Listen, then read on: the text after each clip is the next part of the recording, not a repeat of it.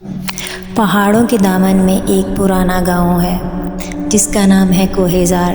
کہتے ہیں وہاں کبھی زندگی ہوا کرتی تھی، لیکن اب وہاں ہر طرف خاموشی ہے، نہ وہاں روشنی کا نام و نشان ہے۔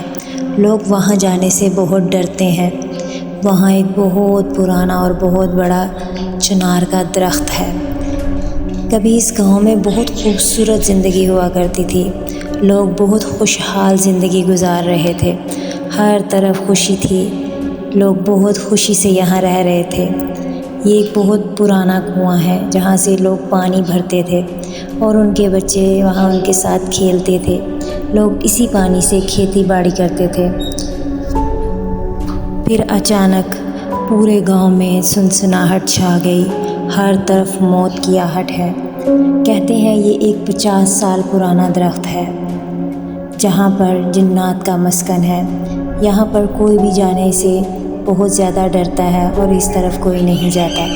50 سال پہلے اسی درخت کے نیچے ایک دلہن کی لاش کو دفن کیا گیا تھا جسے اس کے شوہر نے زندہ جلا دیا تھا شادی کی پہلی رات ہی، اور اسے اس درخت کے نیچے زندہ دفن کر دیا تھا۔ اس کے بعد اس درخت کے نیچے کوئی نہیں جاتا۔ ہر رات یہاں پہ دلہن کے چیخ و پکار کی آواز آتی ہے۔ لوگ اس طرف جانے سے بہت ڈرتے ہیں۔ اس دلہن کے چیخنے کی آوازیں بہت زیادہ آتی ہیں اور چنار کے درخت کے نیچے ہر روز دیے جلتے ہیں اور ایسا لگتا ہے جیسے کوئی وہاں پہ بیٹھا ہو۔ شہر سے کچھ لوگ اس مہم کے لیے آتے ہیں کہ وہ اس چنار کے درخت کے نیچے رات کو گزاریں گے اور سارے لوگوں کو جھوٹا ثابت کریں گے۔ انہوں نے اس چنار کے درخت کے نیچے رات گزارنے کا فیصلہ کیا۔ جیسے ہی رات کا آدھا پہر ہوا، ہر طرف خاموشی چھا گئی اور ایک بہت ہی ڈراؤنی شکل کی چڑیل باہر آئی۔ سب لوگ چیخنے پکارنے لگے، ہر طرف خون ہی خون نظر آنے لگا۔ اس لاش نے ساری چیزوں کو نگل لیا سوائے ایک ڈرون کیمرے کے، اور اس کیمرے میں جو منظر ریکارڈ کیا گیا وہ یہ تھا کہ زمین پھٹ رہی ہے، اس کے اندر سے لاشیں باہر آ رہی ہیں۔ ان لاشوں نے ان لوگوں کو اپنے ساتھ زمین کے اندر دفن کر لیا، اور لاسٹ پہ ایک دلہن جس کی آنکھوں میں سے آگ نکل رہی ہے، وہ مسکراتے ہوئے کہتی ہے کہ جس نے بھی چنار کے راز کو چھیڑا وہ ہمارے ساتھ ہی دفن ہو گیا۔ صبح کو جب مقامی لوگ وہاں پر جا کر دیکھتے ہیں، وہ بہت زیادہ پریشان ہوتے ہیں اور ڈرے ہوتے ہیں، کیونکہ وہاں پر 5 تازہ قبریں بنی ہوئی ہوتی ہیں۔ وہ لوگ اس چیز سے چھٹکارا حاصل کرنا چاہتے ہیں کیونکہ وہ برسوں سے اسی چیز کو دیکھ رہے ہیں۔ جب بھی چنار کے درخت کے نیچے کوئی جاتا ہے تو وہ زندہ واپس لوٹ کر نہیں آتا۔ سب لوگ اکٹھے ہو جاتے ہیں اور اس بات کا حل نکالنے کی کوشش کرتے ہیں۔ تبھی انہیں پتہ چلتا ہے کہ گاؤں میں ایک بوڑھی عورت واپس آ گئی ہے جس کا نام بی بی نصیرہ ہے۔ بی بی نصیرہ ہی اس کے راز کو جانتی ہے کہ اس رات کیا ہوا تھا۔ وہ سب لوگ بی بی نصیرہ کے پاس جاتے ہیں اور اس بات کا حل پوچھتے ہیں۔ بی بی نصیرہ ان کو بتاتی ہے کہ اس بات کا ایک ہی حل ہے۔ وہ دلہن جس کی لاش کو زندہ جلایا گیا تھا وہ انصاف چاہتی ہے۔ وہ دلہن کوئی عام دلہن نہیں تھی، وہ لڑکی کوئی عام لڑکی نہیں تھی، وہ ایک بہت ہی بہادر جن کی بیٹی تھی جو کہ بہت ہی خوبصورت اور جوان تھی۔ جن اپنی بیٹی سے بہت زیادہ پیار کرتا تھا، لیکن جن کی بیٹی کو ایک انسان سے پیار ہو جاتا ہے اور جن کی بیٹی اس سے شادی کرنے کا فیصلہ کرتی ہے، وہ انسان بہت زیادہ لالچی ہوتا ہے۔ اس کا نام مودا ہوتا ہے۔ مودا اس کی روح کو قید کرنا چاہتا ہے۔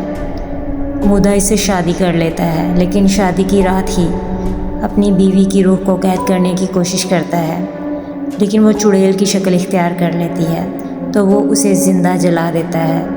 زندہ جلانے کے بعد وہ اسے ایک درخت کے نیچے دفن کر دیتا ہے۔ اس جن کی بیٹی وہاں قید ہو کر رہ جاتی ہے کیونکہ وہ جل چکی تھی، وہ مر کے بھی نہیں مرتی ہے۔ جن مودے سے اپنی بیٹی کا بدلہ لینا چاہتا ہے، وہ اپنی بیٹی کو آزاد کروانا چاہتا ہے، لیکن اس کی بیٹی اب آزاد نہیں ہو سکتی کیونکہ وہ پوری طرح سے جل چکی تھی۔ وہ مودے کو پکڑ کے اپنی بیٹی کے پاس لے جاتا ہے اور رات کو جا کے چنار کے درخت کے نیچے باندھ دیتا ہے۔ رات جب ہوتی ہے تو اس کی بیٹی کی روح باہر آتی ہے اور مودے سے پوچھتی ہے کہ اس نے اس کے ساتھ ایسا کیوں کیا۔ اور اس کی لاش کو زندہ کیوں جلایا؟ تو جن کی بیٹی مودے کے ٹکڑے ٹکڑے کر دیتی ہے اور اسے اپنے ساتھ وہیں پہ دفن کر دیتی ہے اور کہتی ہے کہ تم ہمیشہ میرے ساتھ ہی رہو گے اسی قبر میں۔ اس طرح مودے کو اس کے کیے کی سزا مل جاتی ہے، لیکن پھر بھی دلہن کی لاش کو ابھی تک سکون نہیں آیا تھا۔ اس نے اس درخت کے نیچے بسیرا کر لیا تھا۔ وہ یہاں اس گاؤں والوں کا پیچھا چھوڑنے والی نہیں تھی، کیونکہ کسی بھی گاؤں والوں نے اس کا ساتھ نہیں دیا تھا۔ وہ سب لوگ مولوی کے پاس جاتے ہیں اور اس بات کا حل ڈھونڈتے ہیں۔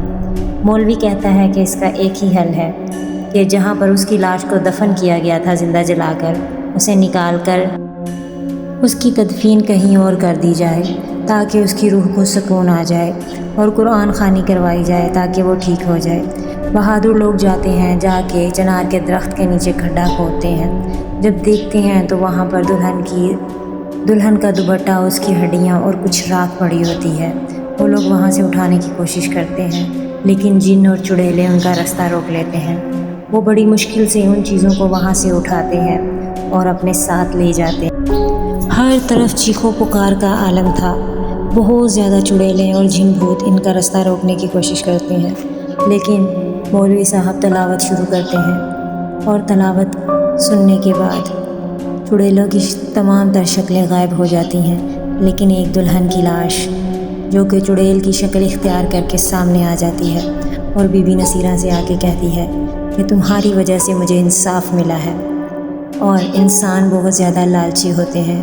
اس انسان نے میری روح کو قبض کرنے کی کوشش کی تاکہ وہ میری طاقت کا غلط استعمال کر سکے، لیکن مجھے انصاف مل گیا۔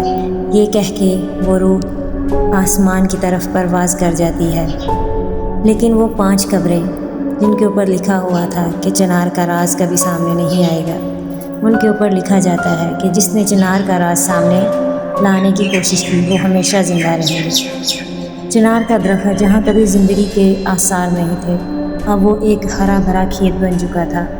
وہاں پر بہت زیادہ ہریالی تھی، لوگ وہاں پر کاشتکاری کرنا شروع کر دیتے ہیں، اور بچوں کے کھیلنے کی آوازیں، ہر طرف خوشحالی ہی خوشحالی ہو جاتی ہے۔